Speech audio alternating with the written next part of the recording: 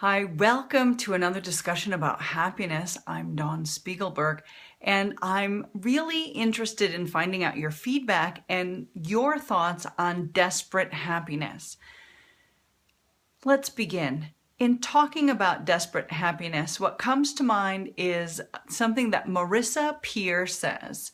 She says that our mind gives us what it thinks we want. And that's really an incredible insight. So as you know, our brain is not our mind. And what are the things that our mind gives us? How do we tell our mind what we want? It is through our thoughts. It's what we think about. It's what we focus on. That's how our mind knows what we want.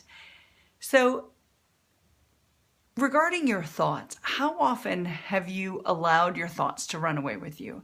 How often have your thoughts just jumbled out of control, going in a direction that you really didn't want it to, and you began thinking things that did not benefit you and did not serve you? The key is we have control of our thoughts, even though so many of us don't believe it's possible. Tony Robbins says we need to take control of our state. Taking control of our state is making sure we're thinking the kinds of things that serve us and that match our values and the things that are important to us and match the goals that we're trying to attain. So, what are some examples of how our thoughts are not controlled by us? It's the what if statements. What if our car crashes on this trip? What if I don't get paid by this particular person and I can't then pay my bills? What if my kid gets into drugs? There are a million what ifs, and those are all possibilities. And the thing about the what ifs is that there are possibilities that could happen. And when you think about those things, when you focus on those things, when the what if my kid takes drugs turns into looking around their room for signs of drugs, then looking at their face for signs of drug use on their face, right? You become obsessed. Your mind continues to think about it. And when your mind continues to think about it, it begins to show you evidence of what you're looking for. That's one of the difficulties of not controlling your thoughts and allowing your thoughts to get away from you, allowing them to control you rather than you controlling your thoughts. Because the truth is, your mind creates what you think about. And so your mind will begin finding that evidence that you're looking for. My 12-year-old is a great example of this because he tends to think about the world from a not great place. He believes he won't get what he wants. He believes he won't get what he needs. He believes that that there won't be enough of whatever it is that's happening. So in the evenings, oftentimes he'll say after dinner, "I won't have a chance to read my book, will I?" Right? He's already set himself up to believe that he won't get something that serves him. Here's something very interesting about that in particular. He finds the things that will result in his unhappiness. And I encourage him. I ask him to seek the things that result in his happiness, to think about the positive things, to think about what he would like to happen rather than think about it not happening. So here's another example of how our thoughts control us. And when it comes to happiness, our thoughts either determine our happiness or push happiness just out of reach. What about this?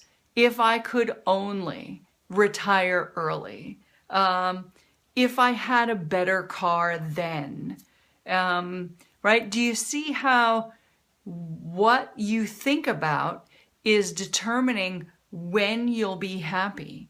I'll be happy when My husband gives me this fancy thing for my anniversary that I've been wanting.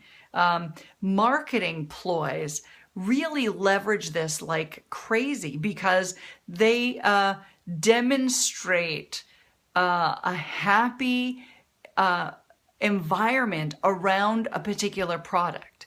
Let's take Legos, for example. Kids watching Lego examples always want the next best Lego because the commercial and the advertisements make it look like this is the thing that will help you to finally attain that happy state you've been looking for. It's really incredible. So every time you think something forward in the future and you attach your happiness to that, your mind will get that for you. Your mind will work to seek out that thing and bring it into your life. And then what happens? You have it. And are you happy? Yeah. You're happy for the day. You're happy for perhaps the week. But then it wears off. And what happens? You begin focusing on another something. You begin to tie the happiness into the next object, the next thing that's outside of you. And so you begin this pattern of putting things away from you, of seeking more, and it's fed by our society. So it's not like you're to blame. Your thoughts run away with you, and your mind is trying to capture all the things that you want. And when you get those items, when you finally attain what you've been looking at, you have only short-term happiness. Why is that? Because all this time you've not been practicing happiness. Happiness is a practice, just like learning to play the piano for most people is a practice, just like driving a car is a practice, just like cooking is a practice. For children, putting their clothes on by themselves is a practice. Brushing your own teeth is a practice. Everything in our lives comes with repetition. So if you are putting your happiness off for another time, for another object, you're not actively practicing happiness, which means you may never actually experience long-lasting, deep, and profound happiness. So let's get started today.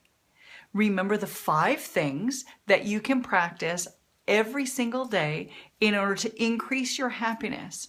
And I'll give you just a few of them. Number 1, be grateful. Write down 3 things you're grateful for. Number 2, spend 2 minutes with your mind quiet, not distracted, focusing on the thoughts that you want to think. Do a little exercise. How about 10 minutes of exercise? That's not very long in a 16, 18-hour day. Send your friend a nice note. Send a text. Say, hello, I was thinking about you. And lastly, write down a memory of something that happened that was good in your life, that you enjoyed. And review that memory, savor it, enjoy what you saw, what you smelled, what you tasted, what you felt, what you heard, all of it, as much as you can remember. Review those things. And that's what will bring you the long-lasting, the not just temporary, but the experience of happiness, whether or not you have those things that you're looking for, whether or not you have the car, whether or not things go your way. You get to choose happiness because happiness is a choice, and it's a choice that comes from regular daily practice. Until next time, think head-wise, feel heart-wise, and move body-wise.